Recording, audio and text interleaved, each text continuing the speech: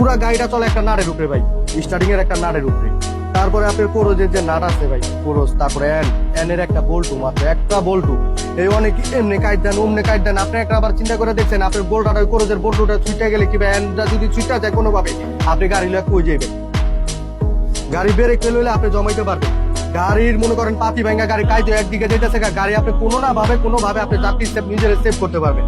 কিন্তু আপনি যদি এন্ডা জনি স্টারিংটা ফ্রি হয়ে যাবো, তখন তো গাড়ি কবি ইজ মাই চয়েস, মানে তুই সারা জীবন আমারে চালাইছো, আজকে আমি আমার মতো চলুক। বিষয়টা এমন না, মানে এটা হাস্যকর কিংবা রহস্যজনক ভাবে যেভাবেই নেন, একটাবার মাথায় রাখবেন, আমরা ড্রাইভার যারা আছি সবাই জানি যে আপনার কোরসের এনের একটা এন্ড মানে একটা নাট, এরকম ক্রস সিস্টেম একটা নাট মানে মুভিং হয় চতুর্দিকে ঘুরে।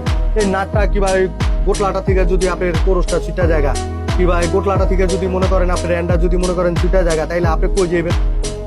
আপনি যাইবেন না কই? আপনি গাড়িটা কি করবেন? তখন কি করণীয়?